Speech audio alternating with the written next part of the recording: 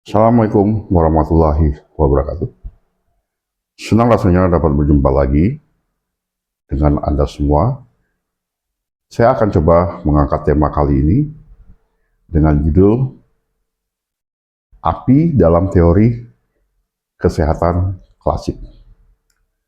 Video ini merupakan rentetan dari video-video penyebab penyakit sebelumnya. Cuma kali ini kita akan membahas khusus tentang penyebab penyakit dari luar yang berupa api. Apa yang dimaksud dengan api di sini?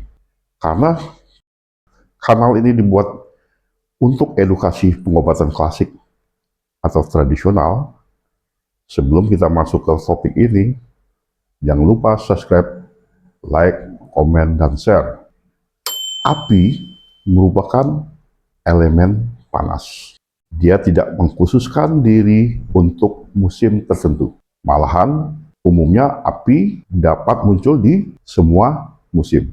Dahulu kala, api diklasifikasikan sebagai unsur panas pada musim panas. Dan ini berkorelasi dengan jantung. Api sering terjadi di berbagai musim. Tidak hanya di musim panas, sehingga secara bertahap menjadi salah satu dari 6 faktor iklim yang tidak normal atau abnormal. Berbeda dengan angin, dingin, panas musim panas, lembab, dan kering, api terutama bertransformasi dari faktor-faktor tersebut atau berkembang ketika cuaca berubah menjadi hangat atau panas. Ada 5 karakteristik patogen api atau sumber penyakit dari api. Pertama, api adalah patogen yang bersifat yang dan cenderung menyala ke atas. Api ditandai dengan rasa panas, gelisah, kemerahan, dan kekeringan. Seperti demam, kulit dan mata memerah. Rasa haus yang ekstrim, gampang tersinggung, denyut nadi cepat, dan lain-lain. Yang kedua, api cenderung merusak cairan dan menguras energi. Dia merusak cairan tubuh melalui 2 cara. Memaksa cairan keluar atau mengeringkannya.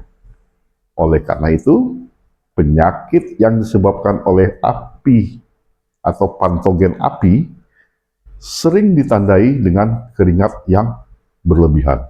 Cairan dipaksa keluar oleh api ini.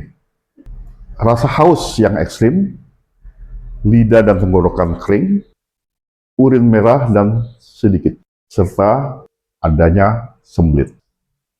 Yang ketiga, api cenderung menghasilkan angin dan mengganggu darah. Di dalam api sering mengganggu udara di sekitarnya dan menghasilkan angin. Hal ini mirip dengan api yang menyerang tubuh. Dalam kasus yang ekstrim akan terjadi angin yang disebut angin penyebab panas yang berlebih. Misalnya, setelah demam tinggi, sering terjadi tik pada anggota badan. Tik ini adalah suatu gerakan yang di bawah alam sadar kita. Dia bergerak sendiri. Misalnya, atau dan macam-macam. Dan ini sering terjadi pada anak-anak laki-laki di usia menjelang usia 8 atau 10 tahun. Dan kembali lagi, bola mata berputar ke atas, leher kaku, dan lain-lain. Selain itu, ketika api membakar pembuluh darah dan memaksa darah keluar, akan muncul gejala pendarahan seperti muntah darah, batuk darah, pendarahan yang bukan karena traumatik atau benturan atau luka segala macam, terus feses yang berdarah, urin yang berdarah, timbul makulah di kulit, gelembung-gelembung, terus menstruasi yang banyak, atau pendarahan vagina yang terus menerus, dan lain-lain. Ini disebabkan oleh api.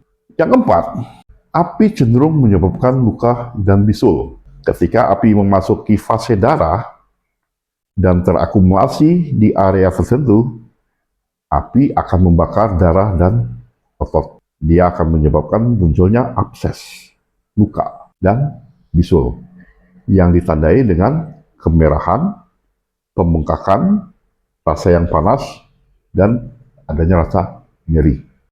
Yang kelima, api cenderung mengganggu pikiran. Api terhubung dengan hati, sehingga pikiran akan terpengaruh ketika api menyerang hati, yang menyebabkan munculnya kekesalan dan insomnia atau susah tidur akibat kegelisahan hati tersebut. Dalam kasus yang lebih parah, manifestasinya adalah psikosis manik, kehilangan kesadaran, atau bicara mengigau, merancau. Demikianlah tema ini dapat kita bahas. Bagi teman-teman yang akan bertanya lebih lanjut tentang topik ini, silakan tulis di kolom komentar. Terima kasih atas perhatiannya. Semoga video ini bermanfaat bagi kita semua. Sehat selalu.